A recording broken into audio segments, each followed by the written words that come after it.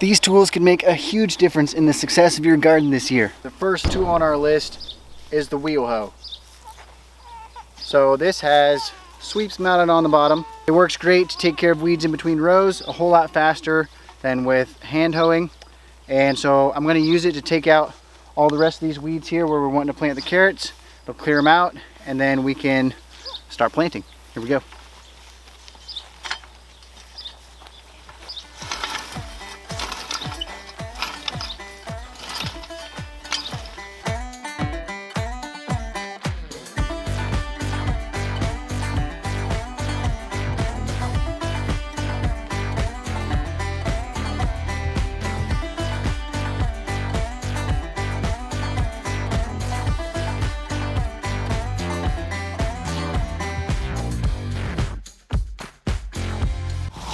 Hi.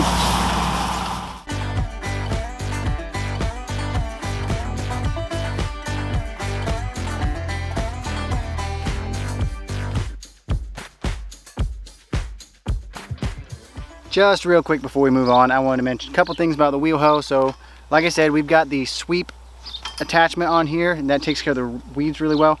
One thing I do want to try is they also sell something called an oscillating hoe to put on here, and I think that would work pretty well. The other thing you can get is these plows here. So basically you've got bolts right here that you loosen. You can take that attachment off, and these plows here you can put on that way to plow a furrow into the ground, and you can put them the opposite way to actually hill up the dirt over a trench. I don't use these very often. The trench is with the plow is usually either too big for most things or too small for the other things, and doing it the other way, inverting it, can work okay, but for the most part I either use a rake or my feet. But I just thought I'd mention that. Pretty cool if it's something that you're into and you can try them out. I'm going to show you this other wheel hoe we've got here. This is more of an older style one.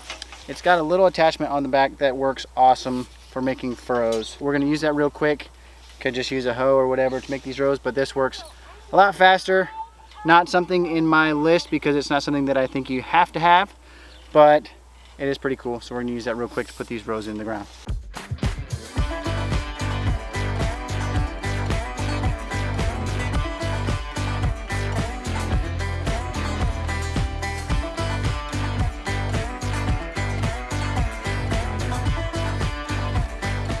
Okay, ready for the carrot seeds? These are Denver half-long carrots. I love these because you don't actually have to dig them because they're shorter, and you can just pull them. I mean, sometimes if your soil is really hard or something, you'll have to dig them, but these are just my go-to. They get nice and fat and they're sweet and great keepers in the fridge.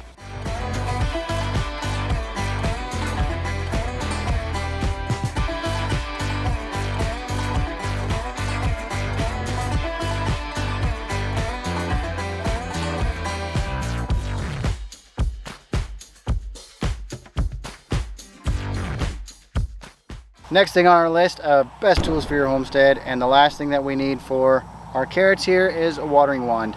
We need to water these carrot seeds in so that they will germinate and get going growing. And the reason that we use a watering wand is because it gives a nice gentle spray instead of something that's shooting down at the ground causing puddles and moving the seeds around, things like that. So Shelly is going to water these carrot seeds in while I get some stuff ready for the next tools that we want to show you. And while I'm here with this, let me show you these awesome quick connectors that we just got this year. Got one on the end of the watering wand and then on the end of your hose, and it just connects like that. All done, none of that screwing and unscrewing pieces and parts and everything, and it's a real pain with all the hoses and stuff. Shelly is going to go ahead and get started watering these in. Aiden, that's yucky. Yucky. You don't eat dirt. Haha. Fire in the hole!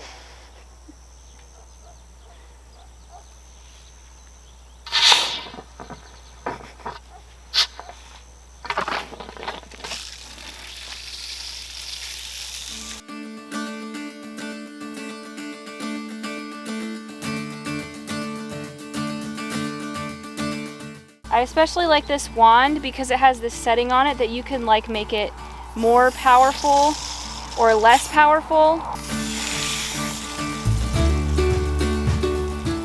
The third thing on our list of best homestead garden tools is a hoe. Well, everybody knows you need a hoe in a garden, right? You need the right hoe in your garden. I've got 3 different ones here that I'm going to show you. And most people are used to seeing the big fat square ones, and when you think of hoeing in a garden, you think of somebody out there with that big fat one chopping around like this. That is not the way to hoe a garden. I learned the proper way to hoe a garden from a man named Elliot Coleman. He has a couple really great books that you should check out if you haven't already. And he has a hoe that he recommends and sells that is very nice, but it's also very expensive. And so I decided to make one of my own that is similar to that. So I took one of those big fat ones and I cut it down so that this is a lot narrower, and then sharpened this front edge here. So instead of being out there and chopping the ground like this, better for your back, stand up straight and slice the weeds off like so. Holding it like this, like you would a broom, and slice the weeds off.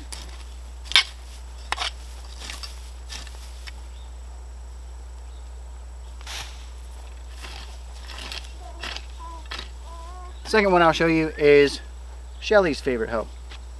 Same thing, I took one of those big fat ones and I cut it down, but this one in the shape of a triangle at the end.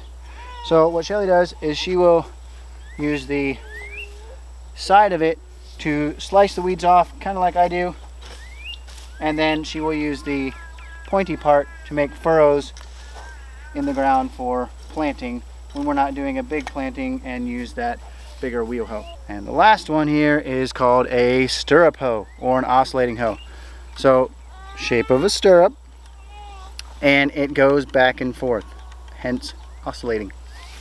This one is really awesome if you are in a place where it's maybe not quite big enough for a wheel hoe or whatever, and you want to knock some weeds out really fast. This one is a speedy quick. And while we're over here in this part of the garden, next thing I want to show you is our tomato cages. Maybe not technically a tool, but it is awesome for the garden. So I don't know if you've ever seen those giant stacks of tomato cages that some people have. Some stack inside each other, but they end up getting really tall and they're fat. And then there's some that people make homemade tomato cages out of like fence wire and things like that. And so you've got these big mountains of tomato cages because they don't stack together at all. These square, foldable square tomato cages make a huge difference in storing and organizing for our garden shed. So this stack of tomato cages right here takes up about 8 or so inches of space, and that is 10 tomato cages. We've got about, I think it's around 30 tomato cages in all, and in our garden shed they only take up about this much space. So here's how one of them looks. It is just a very thin, once it's folded up, you just unfold it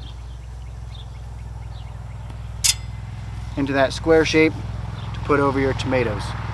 Another thing that really needs to get done in our garden right now is digging the potatoes. So once the potato tops die, then you know it's time to dig your potatoes. And these plants here are very dead, so it's time to dig these. But I am working on a cold cellar in our basement right now. And that's not quite ready, so I'm trying to hold off just a little bit. I want to get that cold cellar done so that I can get these potatoes in there right away. And I'm going to do a video on that cold cellar and digging our potatoes and putting them down in there and show you how we do that. That's going to be lots of fun. So anyways, I'm going to dig just a couple of them here to show you a couple of the next tools on our best homestead garden tool list. Next up is a pitchfork. Just like a garden hoe, you need the right pitchfork. So first one here, what we'll be using to dig the potatoes is a digging fork.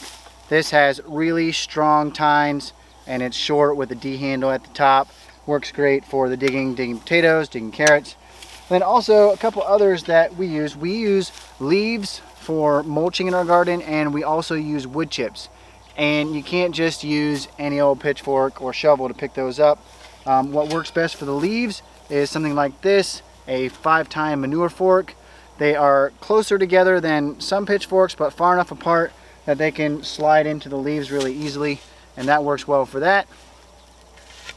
And then the one we use for wood chips is I think people would use it like for mucking out horse stalls, things like that, but tines are really close together, and that's what works really good for the wood chips so that they're not just falling through real easily. So let's go ahead and dig a few of these potatoes so that I can also show you the next thing on our list, and that is a milk crate.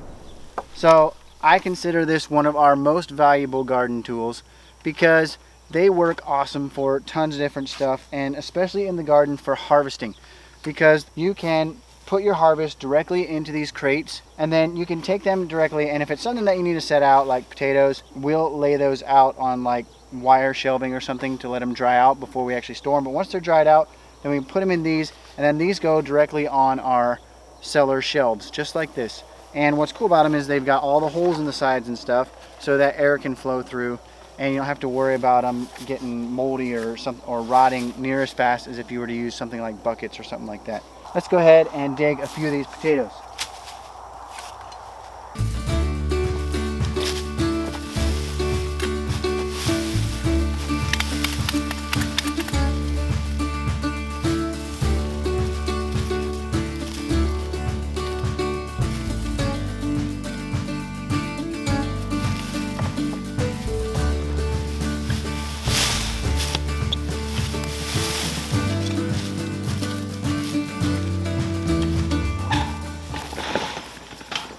Next up is our off-road wagon.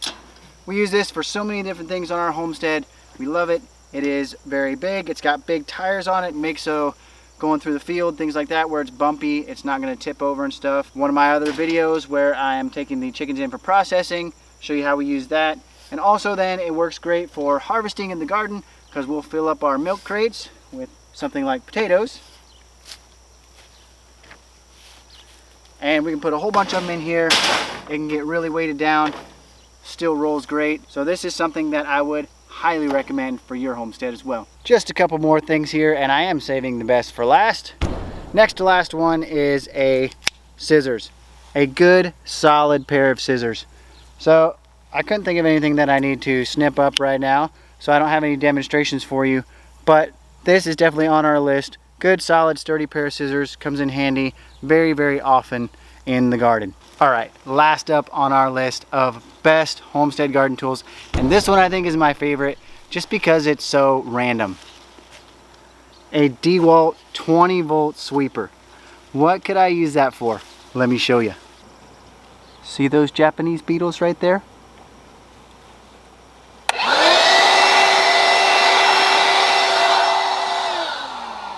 Now you don't. Now is that cool or what? So much fun. I had this idea for a little while already, and just took me a while to go ahead and spend the money on it. It's about $100, but I'd say it is well worth it. I haven't got to use it a whole lot this year because we just haven't had a whole lot of bugs, but we have had serious problems with squash bugs and Japanese beetles in the past, and I've always thought that it would be really nice not to go out there and pick them off one by one, or we don't use chemical sprays on our farm, so this works really great. Suck them off the plants and dispose of them. And the children love it too. They come out here looking for bugs just so they can use the sweeper, and we just think it's a whole lot of fun. In our next video, we're going to go over some of the best tools for your homestead in other areas besides the garden. Hope to see you then. If you like this one, give it a thumbs up. We'll see you next time.